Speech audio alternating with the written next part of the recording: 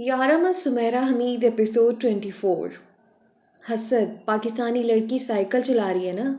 फ़ख्र पाकिस्तानी लड़की साइकिल चलाए तो उसे सब देखते हैं। क्यों ऐसा एतजाज़ क्यों? शिकवा चुप कर जाओ ऐ नॉन, मैंने तुम्हें गिरा देना है। जवाबी शिकवा तुम मुझे गिरा दो लेकिन साइकिल तो थोड़ी तेज़ चलाओ, कम से कम मैं आखिरी लेक्चर तो ले लूँ। ठहरो, उस बस को गुजर जाने दो, उसके ड्राइवर को बहुत जल्दी है। उसने साइकिल रोक दी, कोई 50वीं बार रोकी कि ये कार गुजर जाए, ये शरारती बदतमीज़ लड़का गुजर जाए, ज़रा ट्रैफिक कम हो ले, सड़क खाली हो ले, वगैरह वगैरह, मज़ीद या वगैरह वगैरह भी। जो बस हमारे पीछे है उसे भी गुजर जाने दो, और जो उसके पीछे है उससे आगे आ लेने दो, आगे आकर उसे भी गुजर जाने दो। ठहरो, मुझे बस में ही बैठ जाने दो। खबरदार जो तुम उतरी हैं, इस रफ्तार से तुम्हारी साइकिल चलाने के दौरान मैं 10 बार उतर कर बैठ चुकी हूँ। बैठ बैठ कर थक जाती हूँ तो खड़ा होकर साथ चलने लगती हूँ। और इस एशियन फ्लैग को थोड़े और बल दो गर्दन में, मैं ताबूत में बंद होकर जापान वापस जाना नहीं चाहती। साइकिल रोककर उसने एशियन फ्लैग को 2 और बल दिए गर्दन में। उसने जीन्स पर टॉप पहन रखा था ताकि ज़्यादा यूरोपियन लगे। सर पर उसने कैप पहन रखी थी जिसकी झरी से उसके लंबे बालों की टेल बाहर निकली हुई थी। यूनी की तरफ जाते दाइम और रामा ने उसे देखा और दोनों ने सारे दांत निकाल दिए और चलते चलते खड़े होकर उसे देखने लगे। दाइम ने हाथ से परफेक्ट का इशारा भी किया और इतनी सी बात पर वो साइकिल गिरा बैठी। एनॉन भाग कर यूनी चली गई। वो अकेली पैदल साइकिल को लिए यूनी तक आई। ये पाकिस्तानी हिंदुस्तानी बर्दाश्त ही नहीं कर सकते कि उनके खित्ते की लड़कियां ऐसे साइकिल चलाएं, उल्टा हवास बाख्ता कर देते हैं। गुस्से से वो उन पर बुड़बुड़ाने लगी। आने वाले दिनों में आधा रास्ता वो चलाती और आधा रास्ता एनॉन, तभी कहीं जाकर वक्त पर यूं नहीं पहुंच पाते। कभी वीरा गार्ड की सूरत उनके आगे आगे होती, वो तेज सीटी बजाती और दूसरे साइकिल सवारों को पीछे करती जाती कि यंग लेडी ऑफ पाकिस्तान अपनी सवारी चला रही हैं, थोड़ा डरती हैं, ज़रा पीछे पीछे हो जाएं। एक दिन ऐसे ही रास्ते में वगैरह वगैरह से डरकर साइकिल को रोकते वो बमुश्किल यूनी रोड तक आई कि पीछे से एकदम आलियान की साइकिल एन इसके पहलू में दाईं तरफ बराबर में आई। वो भी अपने ध्यान में था, अमरहा भी। और जब अमरहा की उस पर नज़र पड़ी तो इतनी बुरी तरह से घबराई कि दाएं रुख ठीक उसकी साइकिल के ऊपर साइकिल गिरा बैठी। एन ऑन जापानी में चिल्लाई जिसका उर्दू में तर्जुमा है, हाय अम्मा जी मुझे मार डाला। अमरहा की साइकिल पूरी की पूरी आलियान की साइकिल के ऊपर थी, खुद वो भी पूरे। और ये सब ऐसे हुआ कि वो आया, उसे देखा और उसे गिरा दिया। सब देखने और सुनने वालों को मिशी राइट्स की जानिब से अस्सलाम वालेकुम। जहाँ रहें खुश रहें, आबाद रहें और मुझे भी अपनी दुआओं में याद रखें। दोस्तों, नॉवल में मज़ीद आगे बढ़ने से पहले आप सबसे गुजारिश है कि नए आने वाले चैनल को लाइक, सब्सक्राइब और शेयर कर दीजिए। बेल आइकन के बटन को दबाना मत भूलें ताकि हर नए आने वाली वीडियो अपडेट आप तक पहुँचती रहे। 2 साइकिलों के इस टकराव से मैनचेस्टर का रोड हिल सा गया और उसके नतीजे में जो काम सबसे बुरा हुआ वो ये था कि उसकी साइकिल के आगे लगे स्टैंड बॉक्स में कुछ सैंडविचेस टिश्यू में लिपटे रखे थे। शायद वो नाश्ता करके नहीं निकला था और वो नाश्ता ऑक्सफोर्ड रोड पर निकल कर गिर गया था और 2 अदर सैंडविचेस रोड पर पिच के बिखरे हुए पड़े थे। अब वो कुछ भी होंगे लेकिन सैंडविचेस नहीं होंगे। आलिया ने गुस्सैली नज़र अमरहा पर डाली और फिर सैंडविचेस को देखा और जैसे रो देने को हो गया। उस बेचारे का कितना बड़ा नुकसान हो गया था। मेरी गलती नहीं है, अमरहा भी रो देने को हो गई। उसने अपनी साइकिल उठाई, बेचारे हो चुके सैंडविचेस समेटे और जाने लगा। आलियान, एनॉन ने आवाज़ देकर रोका और उसके पीछे साइकिल पर बैठ गई। अब सारा मैनचेस्टर उसकी साइकिल के पीछे बैठेगा सिवाय उसके। यूनी के अंदर जाकर एनॉन को ढूंढा, उसे बर्गर ला कर दिया। कहना तुम्हारी तरफ से है, तुम्हारी तरफ से मुझे और मेरी तरफ से आलियन को। पागल, कहना ट्वीट है, ले लो। पर मैं तुमसे ट्वीट लेना नहीं चाहती, ना उसे देना चाहती हूँ। अमरहा ने उसकी पोनी खींची और आधा घंटा लगाकर उसे सारी बात समझाई। एनॉन बर्गर हाथ में लेकर बिजनेस स्कूल की तरफ जाने लगी। कुछ फासला रहकर अमरहा भी उसके पीछे पीछे थी। उसे डर था कि वो ज़रूर कोई गड़बड़ करेगी और गड़बड़ ठीक उसके सामने आ गई। कॉरल ने बर्गर हाथ में लिए एक नन्ही बच्ची को खामोशी से जाते देखा तो रुक गया और उसका हाल अहवाल पूछने लगा और फिर बर्गर उसके हाथ से ले लिया। एन पलटी थी कि उसने फौरन बर्गर की एक बड़ी सी बाइट ली। तुमने कॉरल को क्यों बर्गर दिया? अमरहा रो देने को हो गई। उसने कहा वो आलियान के पास ही जा रहा है और उसे वो बर्गर दे देगा। मैंने उसका शुक्रिया अदा किया और आ गई। एक बार फिर जाओ उसका सर फोड़ो और आ जाओ। ये काम अब तुम कर लो, मैं थक गई हूँ, कहकर वो नन्ही बच्ची चली गई। बड़ी बच्ची दिल महसूस कर खड़ी रही। काश कोई आलियन को ट्वीट दे दे। ابھی وہ سوچ رہی تھی کچھ کرنے کا کہ ویرا ہاتھ میں برگر اور کافی لے ڈپارٹمنٹ کی طرف جاتی ہوئی نظر آئی۔ امرہا کا دھاڑی مار مار کر رونے کو جی چاہا۔ کیا اتنے بڑے روس میں کوئی یونیورسٹی نہیں تھی کہ ویرا وہاں پڑھ سکتی؟ اسے مانچسٹر آنے کی کیا ضرورت تھی بھلا؟ اندھیرے غار میں بند ہو جانے کی کیفیت تھی۔ کسی ایک طرف سے روشنی لکیر بناتی آ رہی تھی اور روشنی کی یہ لکیر بڑھتی ہی جا رہی تھی۔ غار کا دہن کھل رہا تھا، پرسکون اور آزاد ہو جانے کی کیفیت تھی کہ دور سے آتی چاپ قریب آتی محسوس ہوئی۔ سہما دینے والی چاپ کے گھٹنوں میں سر دے لیا جائے، کان لپیٹ لیے جائیں، ایک ہیولا بنتا قریب سے آیا، لمبے سائے کے سپار روشنی کے دہن کے عین سامنے کھڑا ہوا اور ساری روشنی کو پیچھے دھکیل دیا۔ اور اندھیرا۔ آلیان ہڑبڑا کر اٹھا، نیم اندھیرے کمرے میں وحشت زدہ خود کو بستر پر پایا۔ اس کی سانسیں تیز تیز چل رہی تھیں، جیسے رات بھر بھاگتا رہا ہے، کوئی اس کے پیچھے رہا ہے۔ اس کے کانوں میں وہ انجانی چاپ ابھی بھی زندہ تھی، جو ایسی شکن زدہ تھیں کہ ہر نفرین ادا کو اپنے اندر سموئے ہوئے تھی۔ اسے محسوس کر رہا تھا وہ خواب میں سے ہو کر آیا تھا، جیسے خود کو کھینچ کر خواب سے باہر نکالا تھا۔ وہ خوف زدہ تھا یا کچھ اور تھا؟ جو بھی تھا، اس کی دائیں آنکھ میں آنسو تھا۔ امرا رات کو جاب سے واپس آ رہی تھی کہ سڑک کے کنارے چلتے اسے ایک آدمی نے بہت مہذب انداز سے روکا۔ خاتون، آپ کا تھوڑا سا وقت چاہیے۔ امرا رک گئی۔ فرمائیے۔ آپ خاتون مہر کی بیٹی ہیں؟ نہیں، امرا سمجھی آدمی لیڈی مہر کے مرحوم شوہر کے رشتہ داروں میں سے کوئی ہے۔ ان کی لیپالک بیٹی نہیں ہو؟ نہیں، میں تو پاکستان سے آئی ہوں، یونیورسٹی میں پڑھنے۔ ان کے گھر رہتی ہوں، پیئنگ گیسٹ ہوں۔ اچھا، اس کا مطلب ہے تم ان کے سب بچوں کو جانتی ہوگی، جتنے اس خاتون نے لے کر پالے ہیں۔ امرا کو ایک دم سے لیڈی مہر کی بات یاد آ گئی اور وہ آگے چلنے لگی۔ میں اس بارے میں کوئی بات نہیں کر سکتی، آپ جائیں یہاں سے۔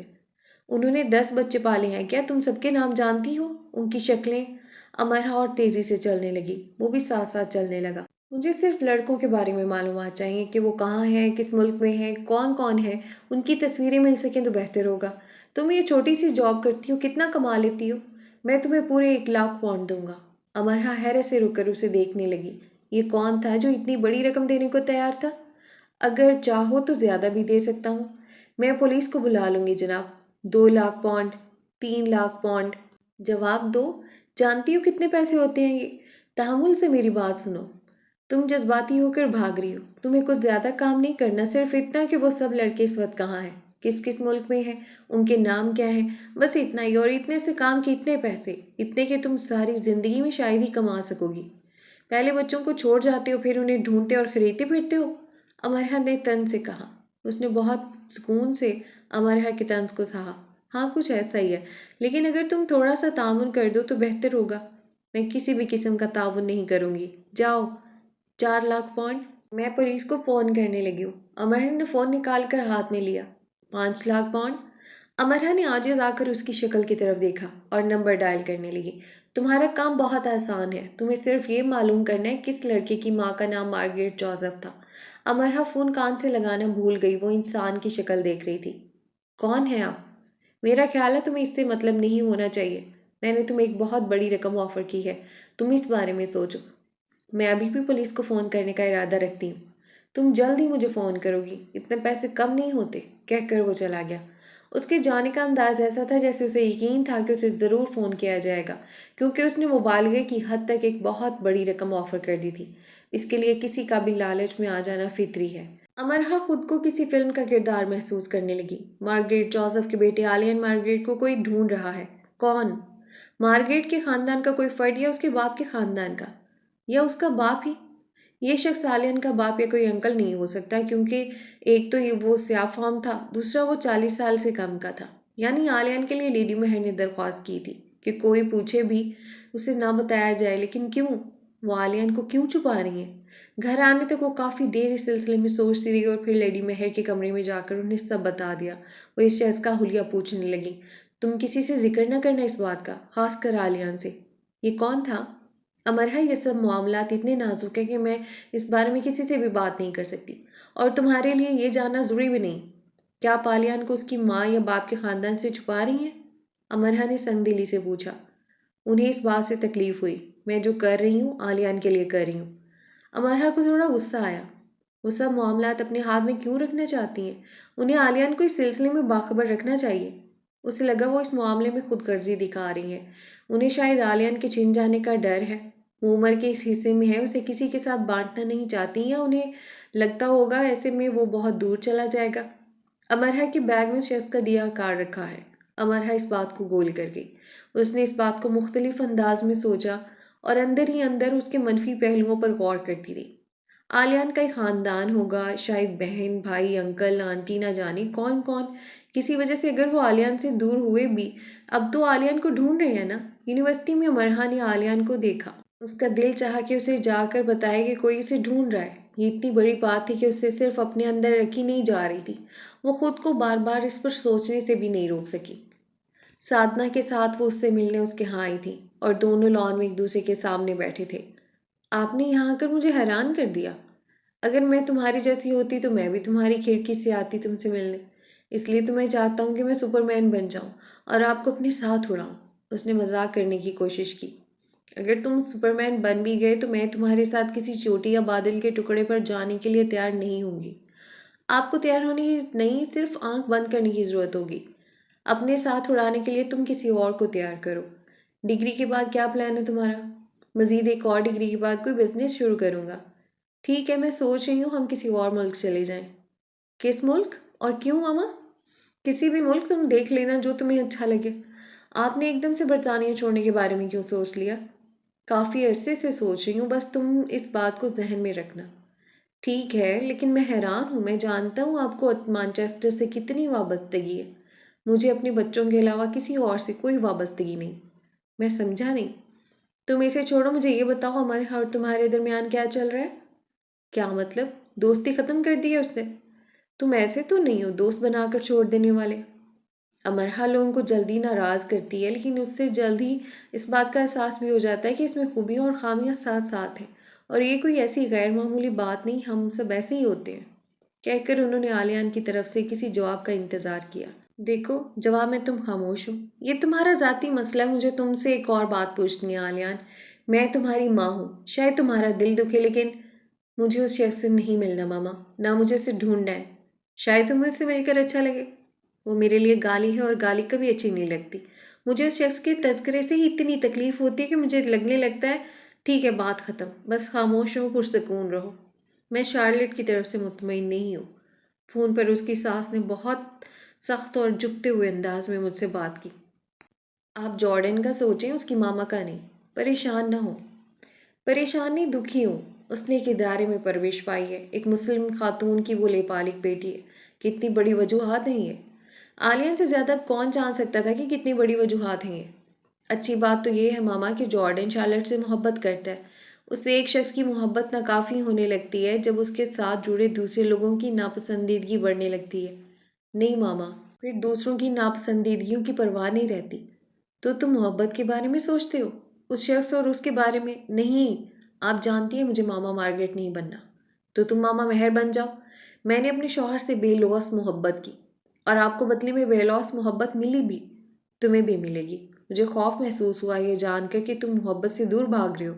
تم جوان ہو، زندگی کے عملی میدان سے بھی دور ہو، اپنے ذہن و دل کو وسعت دو، اور یاد رکھو بھاگ جانا کسی جذبے سے ہو یا عمل سے نقصان دہ ہوتا ہے۔ نہ بھاگنا بھی فائدہ مند نہیں ہوتا ماما، مجھے صرف آپ سے محبت ہے، یہ اور برا ہے۔ تمہاری زندگی صرف ایک تعلق تک محدود نہیں ہونی چاہیے۔ انہوں نے عالیان کو گہری نظروں سے بہت دیر تک دیکھا۔ تم آج کل مارگریٹ کی ڈائریاں پڑھ رہے ہو؟ تم اپنی عمر سے بہت بڑے لگ رہے ہو۔ کیا مجھے وہ ڈائری بھی دے سکتی ہیں جو آپ کے پاس ہے؟ جب تم شادی کر لو گے اور اپنے بچوں کو سائیکل ریس میں ہرا دیا کرو گے تو تمہیں ملے گی۔ تم نے پھر سے مارگریٹ کی باتیں شروع کر دی ہیں۔ اسے یاد کرو، لیکن ایسے کے انداز سے نہیں، خوش ہو کر یاد کرو اسے۔ جو انسان زندگی میں خوش نہیں رہا، اس کے مرنے کے بعد اسے خوشی سے یاد نہیں کیا جا سکتا، اور ہم اسے اس کی بدقسمتی کا موازنہ اپنی قسمت کے ساتھ کرنے پر مجبور ہو جاتے ہیں۔ تم بدقسمت نہیں ہو، تمہیں میرے عالیان کے لیے ایسے الفاظ استعمال نہیں کرنے چاہیے۔ اگر دنیا میں آپ نہ ہوتی تو میں دنیا کے ہر انسان سے نفرت کرتا۔ میں نہ ہوتی تو کوئی اور ہوتا؟ نہیں ماما، کوئی اور نہ ہوتا آپ کے علاوہ، کوئی مجھ سے ایسی محبت نہ کرتا۔ آخر کار میں نے یہ جان لیا ہے۔ باہر کی دلہن کی شادی کی تیاریاں اتنے زور و شور سے کی جا رہی تھیں جیسے وہ شاہی خاندان کا آخری چشم و چراغ ہو۔ ڈیزائنرز، ویڈنگ پلانرز، ان کی ٹیم گھر میں ایسے آتے جاتے نظر آتے جیسے وہ اس گھر میں رہتے ہوں، بس کچھ دیر کو گھر سے باہر چلے جاتے ہوں۔ ماما آپ اتنے پیسے کیوں برباد کر رہی ہیں؟ ویکینڈ پر شارلٹ آئی تو خفا ہونے لگی۔ تم یہ کہنا چاہ رہی ہو کہ تم پر مزید اور احسان نہ کروں؟ کرسمس پر تحائف لیتے بھی تم سب کو شرم آتی ہے۔ اب تم مجھے دینا چاہتے ہو لیکن کچھ لینا نہیں۔ ایسا کر کے تم سب مجھے دوسری عورت، دوسری ماں ہونے کا احساس دلاتے ہو۔ میرا سب کچھ تمہارا ہے، میری آنکھوں کا نور اور میرا زندہ رہنے کی قوت بھی۔ تم مجھ سے فرمائش نہیں کرتی کیونکہ میں دوسری عورت ہوں۔ وہ خفا ہو گئی۔ شادی کے دن مجھے ہاتھی چاہیے، 10-12 تو ضرور ہی ہو، جھیل کنارے چہل قدمی کریں، 2-3 زرافے ہو جائیں، باقی کچھ شتر مرغ اور ریچھ۔ شارلٹ نے ان کی گلے میں باہیں ڈال دیں۔ فرمائشیں شروع ہو گئیں۔ اگر تمہیں ہاتھی اور یہ سب چاہیے تو شادی سری لنکا میں کرنی ہوگی یا افریقہ میں۔ انہیں ہاتھیوں زرافوں سے اب بھی مسئلہ نہیں ہے۔ نہیں، مجھے یہ سب مانچسٹر میں ہی چاہیے۔ اگر آپ نے مجھے اور جذباتی کیا تو میں سفید چیتوں کی بھی فرمائش کر سکتی ہوں۔ آپ بھی میری آنکھوں کا نور اور زندہ رہنے کی قوت ہے۔ تم اور جذباتی ہو سکتی ہو لیکن صرف اتنا بتا دو کہ تم شادی کرنا چاہتی ہو یا جنگل آباد کر کے شکار۔ ماما مہر نے کہکا لگایا۔ شارلٹ نے دھڑا دھڑ ان کا منہ چومنا شروع کر دیا۔ شادی سے 1 ہفتہ پہلے جارڈن کا خاندان امریکہ اور دوسرے ملکوں سے مانچسٹر میں اکٹھا ہو گیا۔ وہ سب عارضی رہائش گاہ میں رہنے لگے۔ شارلٹ ان کے استقبال کے لیے گئی اور کافی پریشان صورت واپس آئی۔ جارڈن ماما مہر کے بلانے پر اپنے ماما پاپا کے ساتھ ڈنر پر آیا تھا۔ تمام وقت ماحول میں تناؤ رہا۔ اس کی ماما کلوپترا کی ہم اثر نظر آتی سارا وقت خاموش بیٹھی رہیں اور پاپا نشست گاہ میں ٹنگی مشہور پینٹنگز دیکھتے رہے۔ کھانے کے نام پر چند نوالے کھائے گئے اور جانے میں جلدی کی گئی۔ تمہیں یقین ہے جارڈن تمہیں خوش رکھ سکے گا؟ اس کی ماں کی نظروں میں واضح حقارت تھی تمہارے لیے۔ اگر تم اس سے محبت نہیں کرتی تو چھوڑ دو اسے۔ میں نہیں چاہتی کہ دنیا میں کوئی بھی تمہیں اس نظروں سے دیکھے۔ لیڈی مہر کے گھر آج سے پہلے ایسے مہمان نہیں آئے تھے جن کے آتے ہی ان کے جانے کی تمنا کی جانے لگی۔ جارڈن مختلف مزاج کا ہے ماما۔ وہ کہہ نہ سکی وہ اس سے محبت کرتی ہے، اب اسے چھوڑ نہیں سکتی۔ وہ بھی صرف اس کی ماں کی حقارت کی وجہ سے۔ محبت کرتا ہے، تم سے خالی خولی بر تو نہیں مار رہا؟ مجھے یقین ہے اس کے جذبے پر۔ آپ ایسے پریشان نہ ہو، سب ٹھیک ہو جائے گا۔ تمہارا یہ یقین ہمیشہ قائم رہے، میں دعا گو رہوں گی۔ لیڈی مہر نے سادنا اور امرہ کو جارڈن کے گھر بھیجنا چاہا۔ جارڈن کے کچھ اور رشتہ دار بھی آ چکے تھے۔ وہ چاہتی تھیں یہ دونوں جا کر ذرا جانچ پڑتال کر کے آئیں کہ جارڈن کے خاندان کے باقی افراد، خاص کر خواتین، کس مزاج سے تعلق رکھتی ہیں، تاکہ شادی کے انتظامات میں وہ ان کی پسند اور مزاج کے مطابق رد و بدل کر دیں۔ میڈیا کو بلانے کا خیال تو انہوں نے دل سے نکال ہی دیا تھا۔ اتنے نازک مزاج لوگ تھے، نہ جانے کس بات پر بھڑک اٹھتے، اور بریڈ پیٹ کو وہ ایسے ماحول میں بلا کر کیوں بور کرتی۔ یہ فرمائشیں سنتے ہی امرہ اور سادنا کا دم سا نکل گیا۔ جارڈن کی ماما کی تنی ہوئی بھویں اور کھینچے ہوئے اعصاب کو دیکھ کر ہی وہ ڈر گئی تھی۔ کہاں اب دوسری خواتین سے ملنا؟ ہم بہانہ کیا کریں گے کہ کیوں آئے ہیں ہم؟ امرہ گھبرا گئی۔ سادنا، تم کہہ دینا جارڈن کو ابٹن لگانے آئی ہو۔ مارکیٹ سے ابٹن کا تھال لیتی جانا۔ بتا دینا شارلٹ میری چھوٹی بہن جیسی ہے، ابٹن کی رسم کرنی ہے۔ سادنا کا رنگ ابٹن جیسا پیلا ہو گیا۔ امرہ شلوار قمیض، سادنا ساڑی میں دلہا جارڈن کو ابٹن لگانے آ گئی۔ تمہیں فون کر کے آنا چاہیے تھا۔ جارڈن گھر نہیں ہے۔ جارڈن کی ماما نے بہوؤں کی کمانوں میں تیر رکھتے ہوئے کہا۔ اس رسم میں بنا بتائے آتے ہیں، امرہ نے مسکرا کر کہا۔ شکر ہے ایسی باتیں گوگل نہیں ہو سکتی۔ وہ دونوں 6 عدد خواتین کے نرگے میں بیٹھی تھیں۔ کچھ ادھر ادھر ٹہل رہی تھیں۔ امرہ نے ایک ہی نظر میں اندازہ لگا لیا تھا کہ وہ سب بہت نازک مزاج اور جدید فیشن کی دل دادا ہیں۔ ان سب کے ایسے ملبوسات اور زیور پہن رکھے تھے کہ اگر ان میں سے صرف ایک خاتون کو اٹھا کر بھاگ لیا جاتا اور مارکیٹ میں بیچ دیا جاتا تو ساری عمر پیسے کے پیچھے بھاگنے کی ضرورت نہ رہتی۔ یا امرہ کے سامنے بیٹھی جارڈن کی آنٹی کا ایک ہاتھ ہی کاٹ کر ساتھ لے جایا جاتا تو بہت ہوتا، بلکہ بہت زیادہ ہوتا۔ دن روشن تھا اور وہ سب قلعہ نما عمارت کے سامنے دور تک پھیلے لان میں بیٹھی تھی، جس میں کئی لمبے لمبے درخت بھی تھے۔ 2 مرد اور 3 لڑکے درختوں سے ذرا آگے نشانہ بازی کا کھیل کھیل رہے تھے اور کافی ہنگامہ کر رہے تھے۔ امرہ اور سادنا کو اٹھنے کی جلدی تھی کہ کہیں دولہا جارڈن ہی نہ آ جائے اور انہیں ابٹن کی رسم کرنی پڑے، لیکن جارڈن کی ماما نے چائے کا آرڈر دیا تھا اور آرڈر تھا کہ آ کر ہی نہیں دے رہا تھا۔ آنٹی جولیا، اب آپ کی باری۔ نشانچیوں کے ہجوم میں سے ایک لڑکا آیا اور بندوق آگے کی۔ میں نے مردوں کو ہرانا چھوڑ دیا ہے رافیل۔ آنٹی جولیا جواہرات سے سجی انگلیوں کو لہرا کر مسکرائیں۔ اسی دوران رافیل کی نظریں سادنا سے ہو کر امرہ پر آ کر ٹھہر گئی۔ یہ کون ہے؟ وہ امرہ کو دیکھے جا رہا تھا۔ یہ شارلٹ کے گھر سے آئی ہیں کوئی ہندوستانی رسم کرنے۔ کیا رسم ہو گئی؟ اس نے بندوق کی نال امرہ کے کندھے پر رکھ کر پوچھا۔ امرہ کو اس کی جرت پر حیرت ہوئی۔ وہ مسلسل مسکرا رہا تھا۔ ہمیں چلنا چاہیے۔ سادھنا جلدی سے اٹھ کر کھڑی ہو گئی۔ چائے پی کر جانا، بیٹھ جاؤ، تم ہندوستانی لوگوں کو نشست و برخاست کے آداب کب آئیں گے؟ آنٹی جولیا کی آواز ناپسندیدگی کے جذبے سے پر تھی۔ امرہ نے کندھے پر ٹکی بندوق کو نال کو ہاتھ سے جھٹکا۔ یہ کن آداب میں سے ہے؟ آنٹی جولیا کا منہ بن گیا۔ رافیل مزے سے امرہ کو دیکھتا رہا۔ رافیل تم انہیں لے جاؤ، ان کی نشانے بازی دیکھو۔ آنٹی جولیا کا انداز استہزائیہ تھا لیکن حد تک سے بھرا۔ اوہ ہاں، رافیل نے کسی قدر کمینگی سے اپنی ٹھوڑی مسلی۔ انہیں تو گانا آتا ہوگا یا ناچنا۔ ایسے کام ان کے مرد کرتے ہیں، یہ تو مردوں کے صرف پیر چھوتی ہیں جھک جھک کر۔ جارڈن کی ماما کہہ کر دیر تک ہنستی رہیں جیسے اس سے پہلے انہیں کبھی کسی لطیفے پر ہنسی نہیں آئی۔ سادھنا ضبط سے سرخ ہو گئی۔ اگر بات شارلٹ اور لیڈی مہر کی نہ ہوتی تو دونوں اتنا ضبط بالکل نہ کرتی۔ سادھنا خاموشی سے دوبارہ بیٹھ گئی۔ دنیا بھر میں بے حس لوگوں کے انداز و اطوار ایک جیسے ہی ہوتے ہیں۔ وہ حد تک کر کے شرمندہ ہوتے ہیں نہ خوف زدہ۔ انہیں دوسروں کو گراتے رہنے کا مشغلہ محبوب ہوتا ہے۔ وہ سب ان دونوں کو ہندوستانی سمجھ رہے تھے۔ رافیل نے بلند و بانگ کہکا لگایا اور سادھنا اپنی انگلیاں چٹکانے لگی۔ امرہ کھڑی ہو گئی اور ہاتھ آگے کیا کہ بندوق اسے دے دی جائے۔ ہاں، وہ مسکرائے، یعنی اسے چڑھایا۔ بندوق اس کے ہاتھ میں ہی تھی۔ سادھنا اپنی جگہ سے گرتے گرتے بچی۔ چلو جلدی گھر چلیں۔ وہ اس کے قریب جلدی سے اٹھ کر آئی۔ رکو ذرا۔ امرہ رافیل کے ساتھ چلنے لگی۔ یہ پاگل پن ہے، ہندی میں سادھنا چلائی۔ آج یہ پاگل پن ہو جانے دو۔ دنیا میں کسی بھی انسان کو کسی بھی ہنر یا قابلیت کی بنا پر کسی دوسرے انسان کی بے عزتی کرنے کا کوئی حق نہیں۔ درختوں سے ذرا اس طرف 5 بناوٹی کھوکھلے کدو مختلف فاصلوں پر رکھ دیے گئے تھے۔ ایک سے دوسرا دور تھا، دوسرے سے تیسرا اور پہلے سے آخری۔ پہلے رافیل نے نشانے لگا اور دیکھتے ہی دیکھتے 4 کدو ہوا میں منتشر ہو گئے۔ 5واں نشانہ چک چکا تھا، پھر بھی وہ سب کے لیے تالیاں بجا رہے تھے۔ یعنی 5واں کدو ذرا مشکل سے ہی منتشر ہوتا تھا، اس کا فاصلہ زیادہ اور نشانہ ذرا مشکل تھا۔ دیکھنا تمہاری کلائی نہ ٹوٹ جائے۔ رافیل نے بندوق اس کے آگے کی۔ وہ سب استہزائیہ ان دونوں کو دیکھ رہے تھے، یعنی ان کا خیال تھا کہ وہ سراسر جذباتی ہو رہی ہے۔ ناچ گانے کے علاوہ کیا آتا ہوگا انہیں بھلا؟